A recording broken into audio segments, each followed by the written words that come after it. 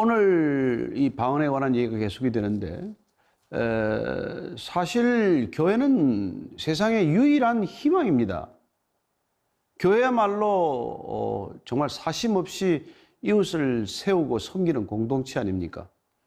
교회가 그 본질을 잊어버리면, 또 놓치버리면 교회는 이웃에 부담이 되고 세상에도 고통을 주는 그런 공동체가 되겠죠. 성령의 은사도 마찬가지입니다. 얼마나 좋은 것입니까? 그러나 그것이 주어진 목적, 교회의 덕을 세우고 이웃을 유익하게 하는 그 목적을 잃어버리거나 놓쳐버리면 그 좋은 은사가 교회에도 해악을 끼칠 수 있다는 것입니다. 그래서 바울이 13장 사랑에 관한 얘기를 길게 한 것이죠. 그 얘기가 지금 계속되는 것입니다. 먼저 1절입니다.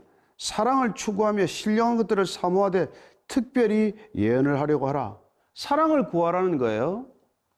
사랑은 하나님께서 주시는 것입니다. 부어주시는 것입니다. 가장 중요한 은사예요. 왜냐하면 모든 은사들이 이 사랑이라고 하는 기본적이고 본질적인 은사 위에서 정말 다 나타나고 드러날 때 비로소 그 은사들이 은사다움, 은사의 원래 목적을 이룰 수 있기 때문이죠. 따라서 오늘 사도 바울은 그 사랑의 은사를 우리가 구해야 하고 또 마땅히 구할 수 있는 것이라는 것을 암시하고 있습니다. 그리고 그 사랑의 은사 위에서 또한 우리가 신령한 것들, 영적인 은사들을 또 함께 구하라는 것이죠. 그렇지만 그런 영적인 은사를 구할 때 특별히 예언을 구하라고 말하고 있습니다. 예언은 숫자 반복해서 말씀드리지만 설교를 뜻합니다. 구원사적 섭리에 따라서 성경을 풀어주는 것이죠. 하나님이 왜 이 말씀을 주셨는지, 이 말씀을 통해서 구원을 어떻게 이루어 가실지 각각 교회 사정에 따라서, 개인의 형편에 따라서 그 말씀을 어떻게 풀어가고 적용해야 할지를 이렇게 전해주는 것, 그게 예언이에요. 그걸 구하라고 하는 것입니다. 왜냐하면 2절에서 5절까지예요. 방언을 말하는 자는 사람에게 하지 아니하고 하나님께 하나니 이는 알아듣는 자가 없고 영어로 비밀을 말함이라. 그러나 예언하는 자는 사람에게 말하여 덕을 세우며 권면하며 위로하는 것이요 방언을 말하는 자는 자기의 덕을 세우고 예언하는 자는 교회의 덕을 세우나니 나는 너희가 다 방언 말하기를 원하나 특별히 예언하기를 원하노라. 만일 방언을 말하는 자가 통역하여 교회의 덕을 세우지 아니하면 예언하는 자만 못하니라. 바울은 오늘 대표적인 은사로서 이 고린도 교회에 나타난 두 가지 은사를 지금 대비하고 있습니다. 방언의 은사와 예언의 은사. 근데 왜 특별히 자꾸 예언의 은사를 구하라? 왜 말씀의 은사를 더 중요하게 지금 얘기하고 있습니까? 지금 그 이유를 지금 이렇게 말하는 것이죠. 방언을 알아듣는 사람이 없다. 영어로 말하는 것이고 하나님께 그 비밀을 말하긴 하지만 다른 사람들이 알아듣지 못하는 것이기 때문에 자기의 유익이 되고 덕이 될 수는 있을 망정 알아듣는 말로 하는 말씀의 은사에 비해서 공동체를 세우고 교회 덕을 세우는 데는 미흡하기 때문에 그래서 오히려 말씀의 은사를 구하라. 예언의 은사를 구하라. 그 당시에는 이 말씀을 전하는 사람들을 예언자 또는 선지자로 불렀던 때 아닙니까? 그래서 그런 은사를 더 귀하게 여기라는 것입니다. 다 이게 지금 고린도 교회에서 방언의 은사자들의 문제를 일으켰기 때문에 그 문제를 염두에 두고 하는 말씀이라는 것을 우리가 기억할 필요가 있습니다. 6절부터 9절까지예요. 그런즉 형제들아 내가 너희에게 나아가서 방언으로 말하고 계시나 지식이나 예언이나 가르치는 것으로 말하지 아니하면 너희에게 무엇이 유익하리요? 혹 필이나 금은과 같이 생명 없는 것이 소리를 낼 때 그 음의 분별을 나타내지 아니하면 필이 부는 것인지 금은고 타는 것인지 어찌 알게 되리요? 만일 나팔이 분명하지 못한 소리를 내면 누가 전투를 준비하리요? 이와 같이 너희도 혀로서 알아듣기 쉬운 말을 하지 아니하면 그 말하는 것을 어찌할리요? 이는 허공에다 말하는 것이라. 그러니까 이 고린도 교회에 있는 형제들아 내가 너희들에게 나가서 방언으로 말하지 아니한다. 내가 하나님의 계시로 받은 말씀이나 지식이나 그런 예언이나 이런 것으로 가르치지 않고 말하지 않고 설교하지 않는다면 너희들에게 뭐가 유익하겠느냐? 이렇게 얘기하는 것이죠. 그 지금 악기 소리를 비유로 예를 들고 있습니다. 예. 필이나 금은고를 부는데 음이 분명치 않아서 무슨 소리인지를 못 알아듣는다고 치자. 저게 무슨 악기를 소리인지, 저게 무슨 소리를 내고 있는 것인지 그걸 모른다고 하면 그게 무슨 소용이 되겠냐는 것이죠. 악기는 분명한 소리를 내야 악기로서의 가치가 있는 것 아닙니까? 그리고 특별히 나팔을 지금 또 예로 들고 있어요. 그 당시에는 전쟁할 때 나팔을 주로 불지 않았습니까? 한 주로 4가지 소리로 이제 뭐 진격하라, 후퇴하라, 머물러라, 이제 이런 소리를 냈던 것이죠. 그러니까 얼마나 그게 확실히 소리를 내야 합니까? 짧게 끊어 부른다든지, 길게 부른다든지, 짧은 음을 되풀이 한다든지, 이렇게 함으로써 정말 전쟁을 수행해 나가는데 나팔은 필수 불가결한 것이었어요. 그러나 나팔 소리가 분명치 않으면 전쟁 자체를 치를 수가 없게 되죠. 혼란해서 군사를 움직일 수가 없는데 어떻게 전쟁을 치르겠습니까? 그러니 나팔을 지금 예로 들어서 분명한 소리, 알아듣는 소리가 중요하다는 것을 말해주고 있는 것이죠. 그래서 너희도 혀로서 알아듣기 쉬운 말을 하지 않으면, 우리가 알아듣는 말을 하지 않으면 그거 공중에다 대고 하는 것이지 허공에다 대고 하는 얘기지, 아무도 못 알아듣는 얘기는 그 뭐 혼자서 뭐 얘기하는 걸 누가 못 알아듣는데 그게 무슨 소리로서의 가치, 말로서의 가치가 있겠냐, 이제 그 얘기를 해주고 있는 것입니다. 더더군다나 고린도 교회는 그런 소리를 하면서 그걸 또 정말 대단히 자랑스럽게 여겼단 말이에요. 마치 그게 이제 뭐 영적이 된 가장 뚜렷한 증거, 또 다른 사람보다도 은혜를 많이 받았다는 증거, 또 하나님께서 나를 쓰시고 있다는 증거, 이런 증거로 삼고 그렇게 자랑을 했기 때문에 그런 것들에 대해서 바울은 경각심을 가지라고 말한 것이죠. 앞서서도 이런 말씀을 한 차례 분명하게 했습니다. 4장 7절 말씀을 한 번 더 읽고 지나가겠습니다. 같이 읽습니다. 누가 너를 남달리 구별하였느냐? 내게 있는 것 중에 받지 아니한 것이 무엇이냐? 내가 받았은즉 어찌하여 받지 아니한 것 같이 자랑하느냐? 너 그 은사 다 받은 것 아니냐? 은사는 선물 아니냐? 아니, 하나님께서 선물로 주신 것, 성령께서 특별히 각자의 이 맞춰서 믿음의 분량대로 또 하나님의 필요에 따라서 우리에게 은사를 주셨는데, 그 선물을 다 주신 것인데 그 선물, 받은 선물 왜 그렇게 자랑하냐? 하나님께 주신 것인데 꼭 내가 안 받은 것처럼, 내가 내 능력으로 마치 그걸 갖게 된 것처럼 그렇게 자랑한다면 그게 얼마나 어리석은 일이고 얼마나 불편한 일이냐, 그런 얘기를 한 것이죠. 그래서 그런 계속해서 이 방언이 가지는 여러 가지 그 당시의 문제점에 대해서 지금 고린도 교회 성도들을 설득하고 있는 것입니다. 그거 가지고 너무 티를 내지 마라. 교회 시끄럽게 만들지 마라. 방언 가지고 그렇게 우쭐대지 말아라. 그 얘기를 하고 있는 것이죠. 10절부터 12절까지입니다. 이같이 세상에 소리의 종류가 많으나 뜻없는 소리는 없나니 그러므로 내가 그 소리의 뜻을 알지 못하면 내가 말하는 자에게 외국인이 되고 말하는 자도 내게 외국인이 되리니 그러므로 너희도 영적인 것을 사모하는 자인즉 교회의 덕을 세우기 위하여 그것이 풍성하기를 구하라. 세상에 어떤 소리가 소리의 뜻이 없냐? 무슨 소리든지 소리를 바란다면은 그 소리는 어떤 목적을 가지고 있죠. 소리는 어떤 그 의미를 분명히 지니고 있습니다. 그런데 만약에 그걸 서로 뜻을 모르는 사람들끼리 모여서, 외국인끼리 모여서 얘기를 한다고 칩시다. 가령 예를 들어서 뭐 영어 쓰는 사람, 중국어 쓰는 사람, 일어 쓰는 사람, 뭐 이런 사람들끼리 모여가지고 서로 각자의 언어로 얘기를 한다면 누가 그 말을 서로 알아듣겠습니까? 그러면 그 소리가 가지는 의미는 아무 그 뜻이 없는 것이죠. 예. 뭐 서로 전혀 무슨 말을 하는지 알아듣지 못하는데 그게 무슨 소용이겠습니까? 그러니까 마치 방언도 그렇게 하면 모르는 사람끼리, 알아듣지 못하는 사람끼리 그렇게 모여서 누군가 한 사람이 방언을 해대면 그럼 나머지 사람들은 외국인이나 마찬가지죠. 외국에 있는 거나 마찬가지다, 이런 얘기를 하는 겁니다. 나는 그 사람에 대해서 외국인이고 그 사람은 내게 대해서 외국인이 된 거나 마찬가지죠. 따라서 우리가 영적인 것, 은사를 우리가 추구할 때, 은사를 구할 때 뭐 저 사람이 방언한다고 나도 방언 달라고 그렇게 꼭 얘기할 게 아니라 굳이 은사를 구하겠다면은 말씀의 은사, 예언의 은사, 성경을 풀어서 전할 수 있는 은사, 그런 은사를 먼저 구하라. 이렇게 지금 얘기하는 것이죠. 그게 교회를 세우기 위해서, 교회의 덕을 위해서, 교회의 덕을 세우기 위해서 그렇게 구하라고 얘기하는 것입니다. 그러나 뭐 방언 자체를 부인하는 건 아니에요. 방언을 그렇게 좋다 할 수 있다면 그러면 그 방언을 알아듣도록 하는 방도를 구하라. 내가 방언을 꼭 하겠다면 그 방언을 해석해 줄 수 있는 사람, 방언을 통역해 줄 수 있는 사람을 옆에다 두고 그 얘기를 하라는 것입니다. 그게 지금 13절부터 17절까지 말씀이에요. 그러므로 방언을 말하는 자는 통역하기를 기도할지니 내가 만일 방언으로 기도하면 나의 영이 기도하거니와 나의 마음은 열매를 맺지 못하리라.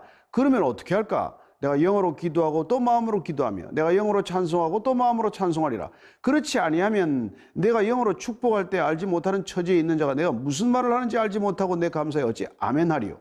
너는 감사를 잘 하였으나 그러나 다른 사람은 덕 세움을 받지 못하리라. 왜 방언할 때 통역하기를 함께 기도하라 구하라고 말할까요? 그걸 누가 통역해야 한다는 얘기입니까? 이 고린도서를 보거나 또 다른 데를 이렇게 참고해 보면은 방언을 통역하는 것은 방언하는 그 자신이 통역의 은사, 통변의 은사를 받을 수도 있습니다. 그래서 본인이 방언하면서 내가 지금 무슨 얘기를 하고 있다는 것을 비록 하나님께 비밀로 말하는 거지만 알아듣는 사람이 있어요. 그럼 방언의 통변의 은사를 같이 받았기 때문에 방언하고 나서 내가 이게 무슨 말이라고 또 통역할 수 있습니다. 또 통역만을 은사로 받은 사람이 있어서 다른 사람이 방언하는 것을 곁에서 통역하듯이 해석해 줄 수 있는 사람이 있는 거예요. 또 그런 사람들이 통역의 은사를 받은 것입니다. 그런 방언 통변의 은사를 받은 사람을 곁에다 두고 방언을 하라는 것이죠. 따라서 방언을 할 때는 내가 그걸 통역하든지 다른 사람이 내 곁에서 통역해 주기를 원하든지 그걸 구하고 기도하고 방언을 하라. 지금 바울은 이렇게 얘기하고 있는 것이죠. 방언 자체를 부인합니까? 아니에요. 그렇지 않습니다. 방언. 지금 그 얘기하는 게 아니에요.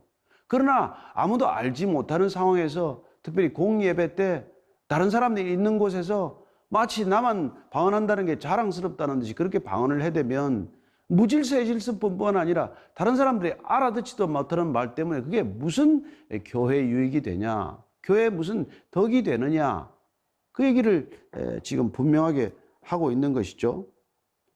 그래서 지금 바울은 방언에 대해서 결코 부정적인 입장을 취하고 있는 것은 아닙니다. 방언의 은사가 나타나는 현상이 교회를 소란스럽게 할 때 또 성도들 간의 갈등을 일으킨다는 점에 대한 경각심을 고취하고 있는 것이죠.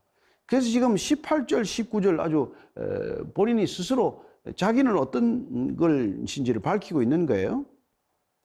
내가 너희 모든 사람보다 방언을 더 말함으로 하나님께 감사하노라.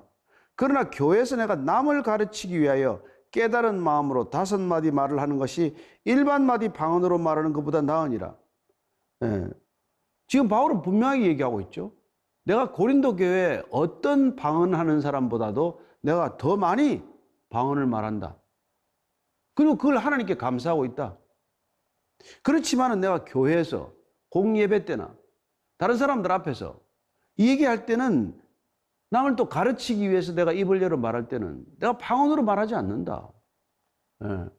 내가 깨달은 마음으로 하나님께서 내게 계시해 주신 것, 성경을 통해서 내가 깨닫게 된 것들을 마음으로 이렇게 기도하고 5마디 말하는 것이 내가 1만 마디 알아듣지 못할 방언을 하는 것보다도 그게 더욱더 낫지 않냐? 이렇게 얘기하고 있는 것이죠. 바울의 태도가 분명하죠? 나는 방언 나도 말한다. 방언을 내가 말 못해서, 방언을 쓰지 못해서 지금 방언에 대해서 하지 말라고 금하는 게 아니다. 또 혹은 내가 방언을 내가 할 수 없기 때문에 방언에 부정적이거나 그런 사람이 아니다. 나도 방언을 많이 말하지만, 그러나 그건 내가 혼자서 있을 때 하는 것이고, 공공의 자리나 공적인 예배나 다른 사람들 앞에서나 그렇게 함부로 방언을 사용하지 않는다. 그 이유는 내가 다른 사람들에게 말을 하는 것도, 여러분 교회에서 말 한마디 하는 것도 형제 자매를 위해서 입을 여는 것입니다. 그 형제 자매를 가르치기 위해서 말을 해야 할 때가 있습니다. 그럴 때 어떻게 방언으로 그 사람 알지 못하는 말로 가르칠 수가 있습니까? 그러니까 무슨 그게 덕이 되냐는 것이고 또 무슨 열매가 있겠느냐고 말하지 않습니까? 예. 그런 방언을 해서는, 방언은 기본적으로 여러분 자기에게 유익이 있습니다. 야, 방언을 할 때 말이죠. 아, 하나님께서 나를 드디어 쓰시는구나. 나와 함께 하시는구나. 그리고 내 입술을 통해서 하나님께서 고백을 받아주시는구나. 또 때로는 성령의 간절한 그런 기도를 내가 내 입술을 통해서 성령의 기도를 내가 대신 하고 있는 거구나. 나는 성령의 기도의 통로가 되고 있구나. 그래서 어떤 분들은 눈물을 흘리면서 방언 기도를 해요. 또 오래 기도합니다. 몇 시간씩 기도하는 분 계세요. 어떻게 우리가 그냥 기도를 그렇게 오래 할 수 있습니까? 정말 깊은 어떤 그런 기도의 기쁨을 맛보면서 방언을 자주 기도하는 사람들이 있어요. 매일같이 그렇게 기도하는 분이 있지만, 그러나 바울도 그렇게 기도할지라도 내가 다른 사람들 앞에서는, 공예배에서는 그런 태도를 절대로 취하지 않는다고 얘기하고 있는 것이죠. 왜냐하면 그건 개인의 유익이지 교회의 덕이 되지 않기 때문이라고 말하는 것입니다. 그렇다면 바울의 기준은 뭡니까? 모든 은사의 기준, 모든 성령의 은사의 기준은 교회가 기준이 되어야 한다는 것입니다. 내 개인에게 아무리 유익이 있을지라도 교회에 덕이 되지 않으면 절제되어야 하는 은사가 되는 것이고, 또 교회에 유익이 된다면 내가 좀 힘들더라도 그 은사는 발휘되어야 되는 은사가 되는 것이죠. 항상 바울에게는 교회가 먼저입니다. 바울에게는 공동체가 먼저입니다. 이웃이 먼저입니다. 그게 여러분 성숙한 믿음, 성숙한 그리스도인의 증거 아니겠습니까? 그래서 지금 바울이 이렇게 얘기하는 거예요. 형제들아, 지혜에는 아이가 되지 말고 악에는 어린아이가 되라. 지혜에는 장성한 사람이 되라. 율법에 기록된 바 주께서 이르시되 내가 다른 방언을 말하는 자와 다른 입술로 이 백성에 말할지라도 그들이 여전히 듣지 아니하리라 하였으니, 그러므로 방언은 믿는 자들을 위하지 아니하고 믿지 아니하는 자들을 위하는 표적이나 예언은 믿지 아니하는 자들을 위하지 않고 믿는 자들을 위함이니라. 고린도 교회 형제들아, 지혜에는 아이가 되지 말고 어른이 되어라. 왜 악에는 아이가 되고 어른이 될 필요가 없지만 지혜는 아이가 되지 말고 어른이 되라. 여러분, 지혜로운 하나님의 지혜를 가진 사람들은 점점 성숙해가는 사람 아닙니까? 성숙이란 무엇입니까? 내가 먼저가 아닙니다. 내가 중요한 입장이 아닙니다. 나보다 더 중요한 교회를 생각합니다. 나보다 더 중요한 이웃을 배려합니다. 나보다 더 중요한 하나님의 나라를 늘 꿈꾸는 것이죠. 그게 벌써 성숙해가는 증거라는 것입니다. 그러면 성령의 은사도 성숙해가는 모습으로 드러난다면 그 은사를 가지고 어떻게 사용해야 될지는 불을 보듯이 뻔한 것 아닙니까? 그 얘기를 하는 것이죠. 그래서 지금 이사야서 말씀을 가지고 이렇게 말합니다. 이사야서 말씀을 맨날 뭐가 있냐면, 너희들이 그렇게 말을 안 들으니까 내가 외국인들을 불러서, 바벨론 사람이나 아수르 사람 불러서 그들의 말을 한다고 한들 그 모르는 말들을 가지고도 너희들이 변할 리가 있겠냐. 이게 무슨 말입니까? 외국인들 불러가지고 외국어로 말하는 것이나 방언하는 사람 불러서 알아듣지 못할 방언으로 말하는 것이나 그 두 가지가 다 같다는 거예요. 둘 다 알아듣지 못하는 말로 해가지고서는 우리에게는 어떤 것도 나타나지 않는다는 것이죠. 이 열매가 맺지 못한다고 말합니다. 따라서 지금 방언은 믿지 않는 사람들을 위해서 주신 표적이라고 말합니다. 믿음 없는 사람들을 위해서 오히려 표적을 주는 것이고, 예언은 믿는 사람들을 위하여 주는 표적이라고 말합니다. 방언은 여러분들 믿지 않는 자들을 위해서 주는 표적이다. 이게 무슨 말일까요? 믿지 아니한 자들. 이 방언이 오게 되면은 정말로 불신자들에게도 믿음이 생기게 돼요. 그래서 처음 받는 은사 중에 많은 은사가 방언의 은사입니다. 정말 방언이 입술에 터지고 나면, 아, 하나님이 살아계시구나. 정말 하나님이 여기 계시구나. 하나님이 나와 함께 하시구나. 기도를 들으시구나.